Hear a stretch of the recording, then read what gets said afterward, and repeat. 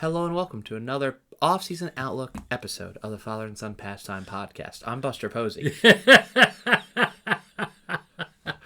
I'm Kermit the Frog. I'm Patrick. This is Kevin, my dad. I am in my Buster Posey t-shirt as we talk about the NL West as GM Posey. GM Buster just doesn't sound official at all. It sounds like you're at an arcade and GM Buster comes out to you and you're like, what are you, a cartoon character? Who's the most famous Buster you know? Arrested Development. Oh, Buster Bluth. Yes. I was going to say probably Buster Posey. Yeah. Yeah. But yeah, one's a real person, one's not. So That's right. There's a debate there already. Yeah. Well, I promise we'll talk about the baseball. So this is the Offseason Outlook series. We do this every year. If you're a subscriber, you know this. If you're new, it is looking at the losses of each MLB team in the division that we're talking about, the West right now, as well as what that team needs. No real predictions. Those come later. We may, tease at a few trade ideas for each team as well, but mostly it's just looking at who they need, like a third baseman, what they need, not the who they need. So, Dad, we're going to talk about the World Series champs first, do them justice. The dominant Dodgers, Alliteration. first year with Ohtani, they get a World Series ring. Very surprising, at least for me, because Ohtani wasn't pitching, and yet they still won it all. And their pitching really was suspect during the year. Yes, they had a lot of injuries. Yeah. They enter the year, Dad, with some losses. We've seen, obviously, the Mets and the Braves have much more. They had two retirements. Two people went out a champion, Kevin Kiermaier and Daniel Hudson. Kiermaier really didn't do anything for that team. But nonetheless, he has a ring. Teoscar Hernandez, Brent Honeywell, Clayton Kershaw, I'm sure he'll be back. Jack Flaherty, Blake Trinan, Walker Buehler, classic Joe Kelly and Kike Hernandez as well. All are free agents. That no one really knows how much money they have to spend because they'll just defer it. They've already added They'll make it up. Big name, a former Giant, Blake Snell, to their rotation, giving their rotation. God, if it's healthy, it's the best rotation in baseball. If it's healthy is another question. Right. And they got some folks that you didn't mention that are bouncing back as well. So, all depends on if everybody comes back. They got like 7 to 8 starters. Yes. So, I have 8. Yeah. I have Ohtani, Yamamoto, Snell, Glasnow. Snell, Glasnow, by the way, reuniting. No one's talking about that. Tony Gonsolin, if healthy. Dustin May, if healthy. Yeah. Landon Knack has been healthy. Yeah. And then Bobby Miller had a really rough year. I think he's more of a trade candidate. Gavin Stone, Emmett Sheehan are probably out all year, and Brusel Gratterall, not a starter, but a reliever, out for majority of the year as well. They do have some holes in their bullpen. I don't know if Evan Phillips will be their closer forever. They have needs in the outfield and maybe just where people are settling. People like Will Smith, Freddie Freeman, Ohtani, Muncy, they all know where they're playing. Betts back in the infield, is that second or short? Is Tommy Edman now an outfielder? Is James Outman kind of back? What's going on with there? Is Andy Pages there? Or will they add some veteran leadership back to their outfield? Will they re-sign Kershaw for possibly his last year and another championship maybe? Insurance policy. Yeah, I do think they will do a 6-man rotation. They've always kind of talked about that with Ohtani. Yes. And I think it would obviously keep their starters healthy, and why not? They have the money. Yeah. Of all the trade deadline deals that happened, the very last one at the last minute with Flaherty was probably one of the best trades of the deadline, and they got him literally at the last second because I think the Yankees saw something on the medical report they were a little, afraid of. And look what happened. And, yeah. I think it's ironic. Yeah. I don't think Flaherty would have made a difference in that series. I think the Dodgers were just the superior team. Yeah, they scored a lot of runs. Yeah. Yeah. And they, put the ball in play against the poorly defensive Yankees. Dad, I don't know how much more money this team is going to spend. I have them spending like $50 million more. They're very bright how they spend their money. Yeah, I don't know. Lux and Outman, I think they're my biggest question marks if they'll even be on the team next year. And I think Bobby Miller or Landon Knack are gone. And then it kind of depends on what they go from there. But I think having an established outfitter, whether that's getting Teoscar back or I know they're linked to Juan Soto even. Boy, oh boy, how many superstars can this team hold? It feels like a fantasy baseball team. But that's my as Buster Posey, as the GM right here. That's my biggest fear, is them getting Juan Soto. The Giants, as we move, anything more about the Dodgers before? Other than, they're so smart at how they spend money. I mean, they signed Snell with the idea of, he wasn't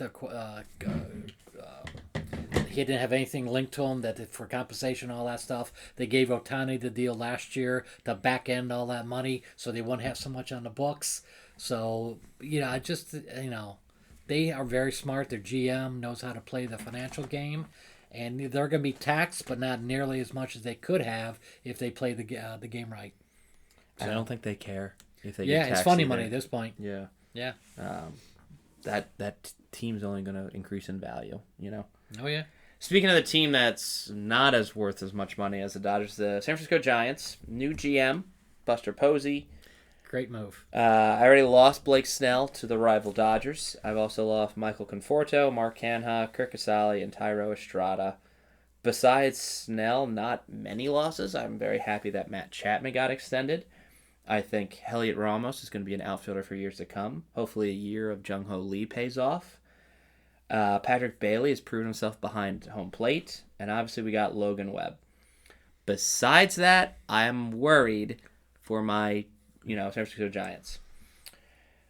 Tyler Fitzgerald at shortstop has been good, but the offense really isn't there. Lamont Wade is not really a good first baseman. He's kind of replaceable offensively. So is Mike Yastrzemski.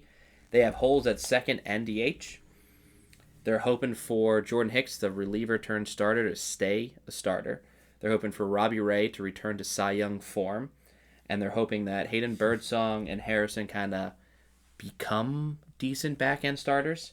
And they're hoping that Camilo Doval finds himself again as a closer, or it's going to be Walker, one of the Rogers brothers. So there's some serious holes on a team that may only have $50 million to spend. But they were very active last year. They seem to always lose out, though, Dad. Like, right. I mean, you have the JD Martinez stuff that, like, I don't want to play in San Francisco. Correct. They lost on Judge. They lost on Correa. Like, they seem, for some reason, to just be unlucky as they start to finalize deals. Yeah. Chapman may be their quote-unquote centerpiece. They were unable to keep Blake Snell for more than a year. Chapman's locked up. No one really... I think we saw a month of Jung-Ho Lee before he got injured.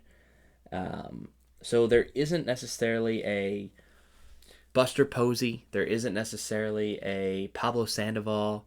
A Barry Zito, a Tim Lincecum. Like, there isn't these... A cornerstone. Right. Where, like, I'm getting this jersey. So I think they need that, and they need to find someone without options, without opt-outs. I just don't know who that'll be that's kind of worthy of getting a jersey. We'll talk, my predictions in a little bit, but I don't know. The Giants I think they'll do some shaking up with a new GM. I just don't think it's going to catch the Dodgers no matter what they do. Yeah, they had a fairly good beginning of the season and then kind of like fell to the wayside. Finishing fourth is not how they thought the season was ending. They could use some offense. So I'm thinking along the way the pieces that they're going to add are going to be offensive. They added a piece already, so I'm just thinking that I hope that they do that and he gets the money to fix some things. Dad, let's talk about the Padres next. Let's stay in California. While the Dodgers have no money problems, San Diego seems to have some. Let's just recount. So in 2023, when their owner was still alive, they had like a $240 million payroll. After he passed, they traded Soto and they dropped down to just over $150 million. It's a $90 million drop in payroll. It's huge. It's a percentage-wise that should scare every businessman and woman listening to this conversation if your company said, let's shed $90 million of payroll. Looking at who they have on the roster already with salary increases, they're paying, unfortunately, Joe Musgrove to be injured all year because he hurt his arm in the playoffs. That's $20+ million just sitting on the disabled list, on the injured list. They look to be at $210 million already. This is factoring some arbitration numbers. That's a lot more than what they spent last year. Mm-hmm. So either they're going to have to get creative or they're going to have to sell some of these pieces, such as Xander Bogaerts, such as Darvish or Cronenworth or something like that. It's going to look a little interesting in San Diego, or they say, screw it, let's do Seidler proud and let's try to win another championship. Because they had the best series of the entire playoffs was Dodgers-Padres. I thought that was what felt like a World Series to me. A lot of energy, a lot of banter. Yeah. But they lost Luis Patino, Ha-Sung Kim, Tanner Scott, Jurickson Profar, Kyle Higashioka, Donovan Solano, David Peralta, Martin Perez, Elias Diaz, Nick Ahmed, and C.J. Edwards.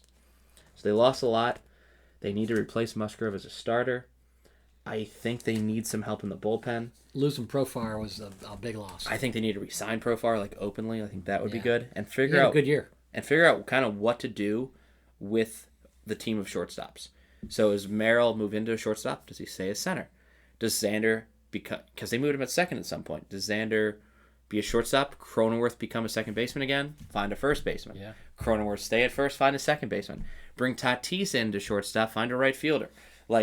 It's just a moving puzzle piece that they still have a hole no matter where they move somebody. So getting probably another shortstop and just figuring out where to plug him in the field. What was genius in spring training when they put Merrill in center field, never playing that position, and he did a pretty good job in center field, offensively and defensively.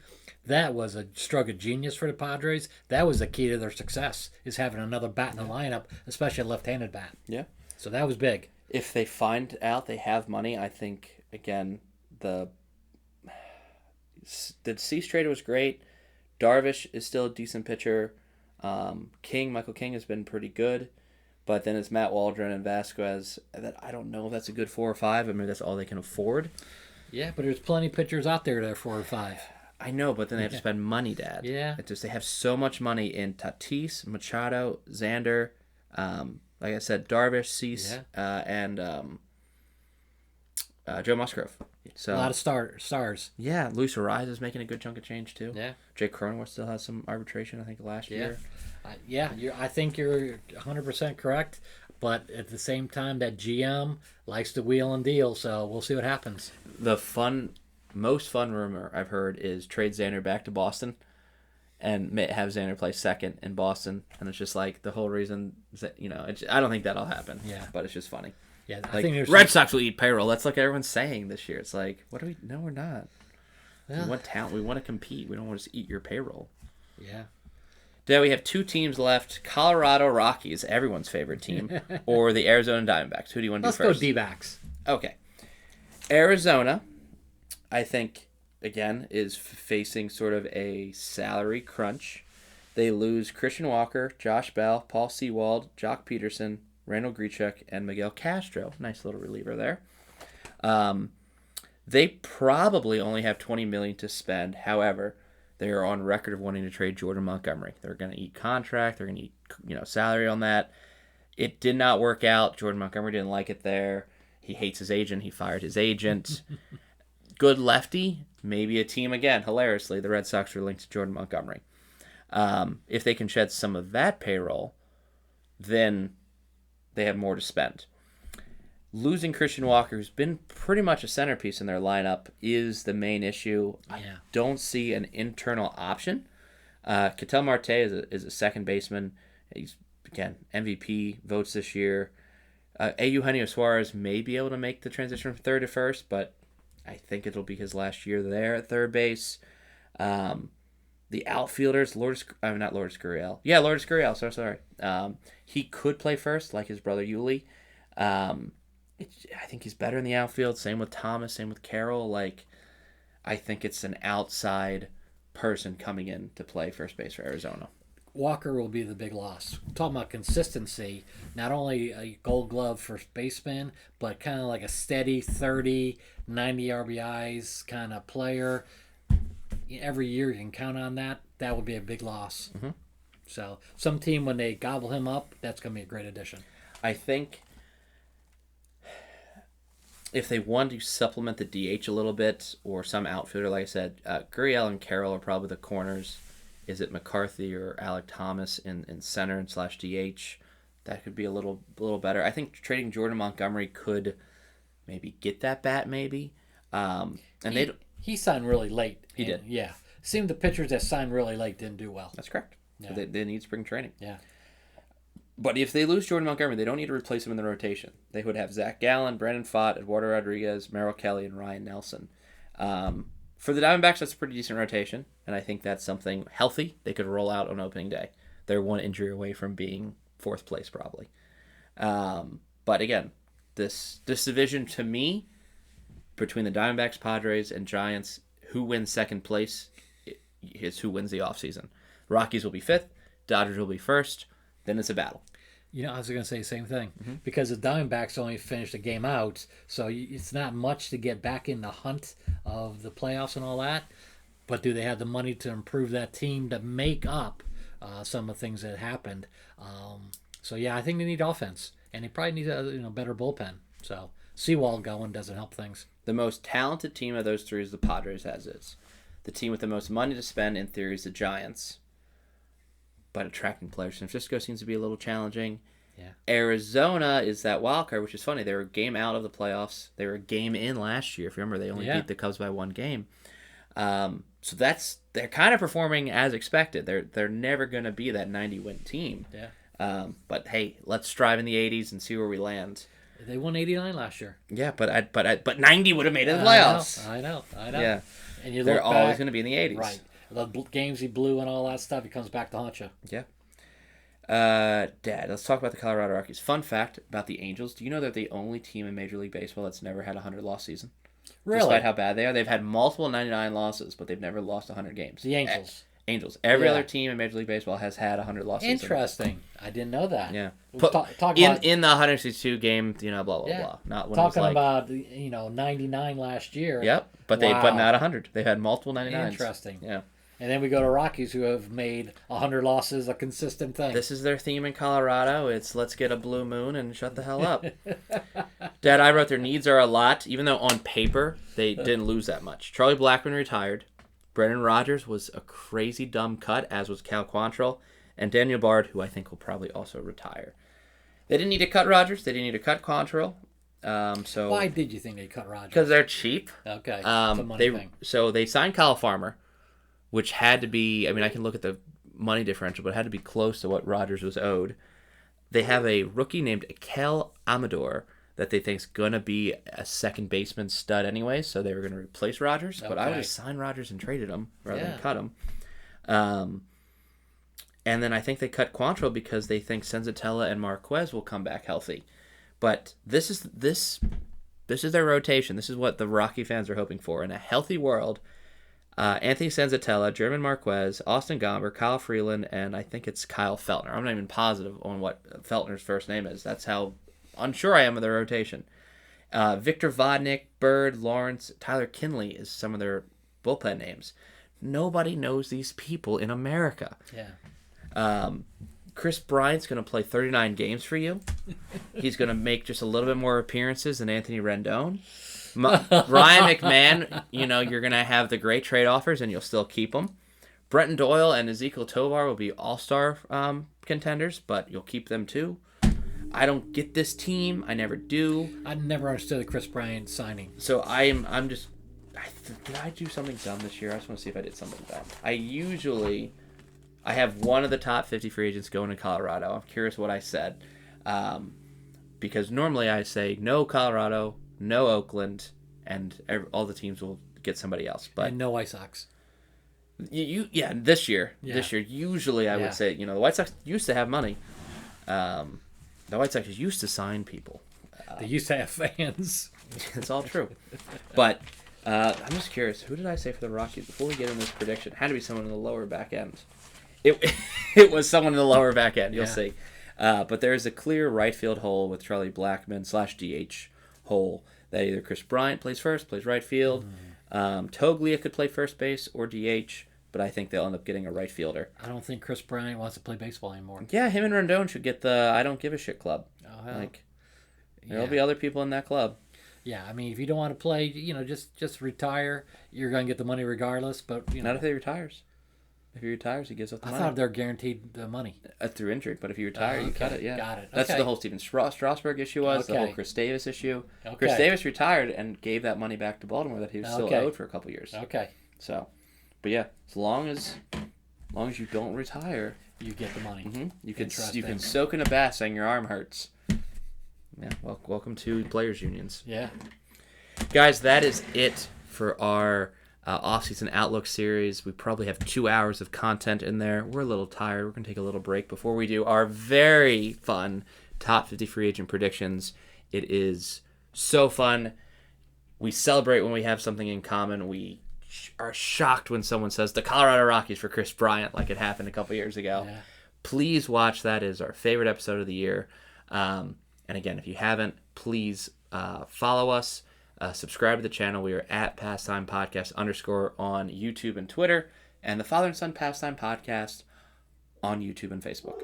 Thanks for listening for all 6. Yes, if you did all 6, say, I did all 6, Patrick and Kevin. You're the best. Yeah. You're the best, guys. You're the real MVP.